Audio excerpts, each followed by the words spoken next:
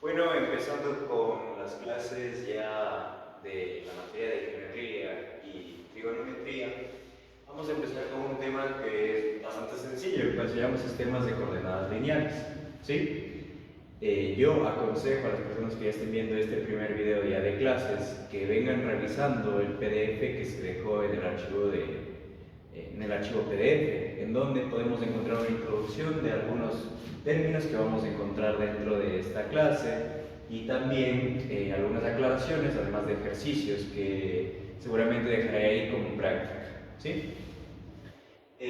Para que tengan un poco más o menos, dentro del PDF van a encontrar algunos términos que no están definidos, como viene siendo el punto, la recta y el plano, el cual ustedes ya tienen que saber. Y de acá pasaremos a este tema que tenemos aquí, sistemas de coordenadas lineales. Entonces empecemos, ¿ya? ¿Para qué nos sirve un sistema de coordenadas lineales, ya? Cuando yo quiero posicionar un punto, ¿sí? Yo lo puedo estar relacionando con el conjunto de números reales, pero ¿mediante qué podríamos hacerlo? Mediante una coordenada dentro de la recta real, ¿sí? Entonces tenemos nuestra recta real, en donde van a ver, obviamente, los números reales, y en donde vamos a poder ubicar cada punto o los puntos que nosotros necesitemos, ¿sí? Entrando más en materia, acerca de lo que ya habíamos dicho de coordenadas lineales, tenemos la posición relativa de dos puntos en la recta real. Ya habíamos visto que era la recta real. Cabe recalcar que dentro de la recta vamos a poder encontrar cualquier punto, que es infinita y que podemos ubicar, digamos, en cualquier, vale la redundancia, ubicación, un punto. Por ejemplo, acá tenemos xp en la posición P, en el punto P, y la posición Q en el punto Q, ¿sí? Como vemos, acá tenemos el 0, entonces Q va a ser un punto positivo, ¿sí? En la recta, en la parte positiva, y P va a ser un punto en la parte negativa de la recta, ¿ya? Pero veamos algunas de las condiciones que pueden pasar. Digamos que la posición P es igual a la posición Q, que obviamente no es el ejemplo que está ahí, pero digamos que ambas están acá, entonces acá en uno va a ser xp y xq, ¿ya? Que nos dice que el punto P y Q van a coincidir, porque acá va a ser P y a la vez va a ser Q, ¿sí? Pero esto es demasiado fácil. Por eso vamos a la segunda condición, la que nos interesa un poco más, que nos dice cuando las posiciones P y la posición Q son diferentes, ¿ya? Acá podemos encontrar dos escenarios, ¿sí? Decimos que la posición P es menor a la posición Q, entonces Q va a estar a la derecha de P. Y con respecto a este escenario de aquí, tenemos nuestro ejemplo, ¿sí? XP es menor a XQ, obviamente, porque acá está en los lados negativos y acá está en el lado positivo. Entonces Q está a la derecha de P. Como podemos ver, sí, el punto Q va a estar a la derecha de P, siempre. Ahora vamos con nuestro segundo escenario, que es este de acá, y para el cual voy a cambiar los nombres de la posición y del punto en sí también.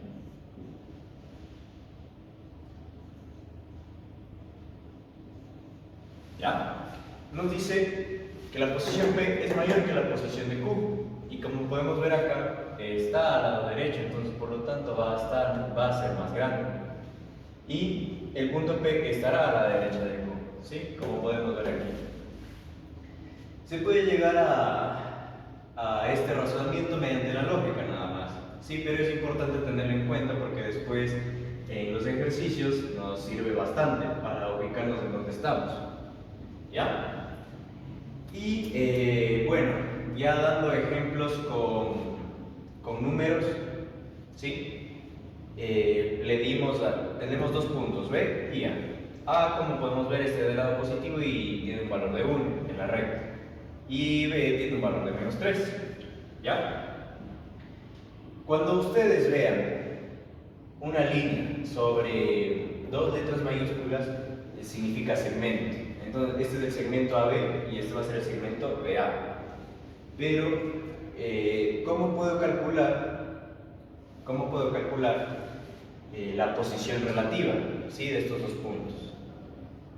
Por ejemplo, en el segmento AB, nosotros tenemos que primero poner el valor del segundo elemento que aparezca acá en el segmento. Entonces sería AB menos A, ¿sí?, con el signo que se encuentra aquí dentro de la recta. Por ejemplo, B es un menos 3, ponemos menos 3. Menos A, y A es un 1, entonces sería menos 3 menos 1. Y me da menos 4. De esta misma manera, en el segmento BA, tomamos el segundo elemento y lo ponemos al inicio. Entonces sería A menos B. A tiene un valor de 1 y menos B, B siendo menos 3. Entonces sería menos por menos 3, lo cual me da positivo, que sería 1 más 3, y me da 4. ¿Ya? Pero ¿qué nos indica este signo que vemos acá? Nada más que la posición relativa de la que estábamos hablando. Ya que si es negativo, el primer elemento siempre va a estar a la derecha. Pero si el resultado es positivo, el primer elemento del segmento va a estar a la izquierda, como podemos ver en este ejemplo. Sí, al ser negativo, A va a estar a la derecha del todo. Sí, bueno, a la derecha de B. ¿Sí? Y en este caso, al ser positivo, el primer elemento, que en este caso es B, va a estar a la izquierda de A. ¿Sí? Ahora, hay que tener algo en cuenta, el cual es la longitud o distancia del segmento. ¿Sí? Esta obviamente siempre va a ser positiva porque distancias siempre son positivas, ¿no? Y esto se debe a que, sea cual sea la forma en la que yo lo calcule, ¿sí?, al ser el módulo me va a dar positivo. Entonces, por ejemplo, este A menos B que tenemos acá y que me daba 4 sigue siendo positivo, y en este caso B menos A va a seguir siendo positivo, ¿sí? Entonces, lo que nos quiere mostrar la distancia es esta parte de acá, ¿sí?, que siempre va a ser positivo, mida por donde se mide, ¿ya?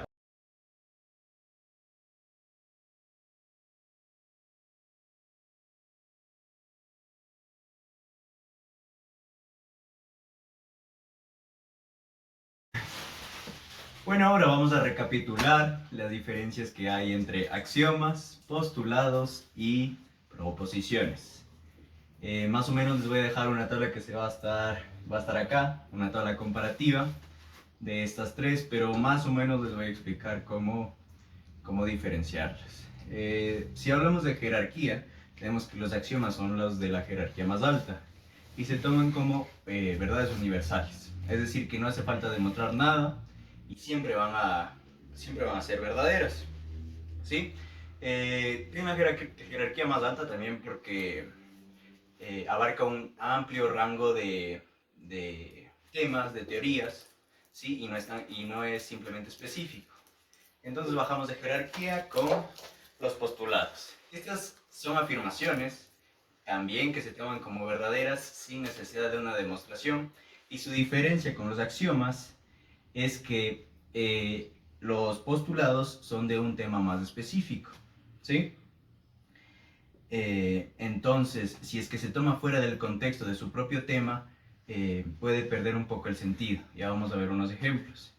Y por último, pero no menos importante, tenemos las proposiciones. De aquí van a salir los teoremas y los corolarios. ¿Ya? Estas son afirmaciones, pero estas sí necesitan ser demostradas mediante ya sea axiomas o los postulados, ¿sí? Y vamos a ver que en algunos casos, en el caso de los teoremas, tienen una estructura, teniendo una hipótesis y una tesis. Entonces, vamos a ver los ejemplos. Los axiomas son verdades universales que no necesitan ser comprobadas, ¿sí? No necesitan una demostración y pueden servir para cualquier sistema. Pero ahora vamos a ver los 7 axiomas que vamos a utilizar dentro del curso para resolver los problemas. Los cuales, los 3 primeros tienen que ver con las igualdades. Tenemos la propiedad inflexiva de la igualdad, la propiedad simétrica de la igualdad y la propiedad transitiva de la igualdad. Voy a explicar más o menos qué quiere decir cada una. La propiedad reflexiva de la igualdad nos explica, por ejemplo, que B es igual a B. Suena muy simple y muy fácil, pero nos puede servir para después. También tenemos la simétrica de la igualdad, por ejemplo, si A es igual a B, como están viendo acá, B va a ser igual a A. Y la tercera, que es la transitiva de la igualdad, que también voy a dejar un ejemplo acá, nos dice, por ejemplo, si es que A es igual a B y B es igual a C, por transitividad podemos decir que A es igual a C. También tenemos el cuarto axioma, el cual nosotros lo hemos utilizado, aunque no sabíamos que era un axioma, lo hemos utilizado todo el tiempo desde que estuvimos en el colegio, que es, digamos, en una igualdad, si hacemos las mismas operaciones a ambos lados, no estamos afectando la igualdad y de esta manera podemos despejar cualquier variable. La quinta nos dice que el todo es mayor a cualquiera de sus partes. Por ejemplo, si yo tengo un triángulo y de ese triángulo trazo una bisectriz que vamos a ver qué es, el área de cualquiera de esos dos triángulos siempre va a ser menor al área del triángulo más grande. Y también, como sexto, tenemos la propiedad transitiva de la desigualdad. En este caso es parecida al nombre de la tercera, que era de la igualdad, pero acá utilizamos el mayor y el menor que, en el que nos dice, por ejemplo, si A es mayor a B y B es mayor a C, por transitividad A va a ser mayor que C. Y el último axioma nos explica que si nosotros multiplicamos una desigualdad por menos 1, el valor de la desigualdad cambia, ¿sí?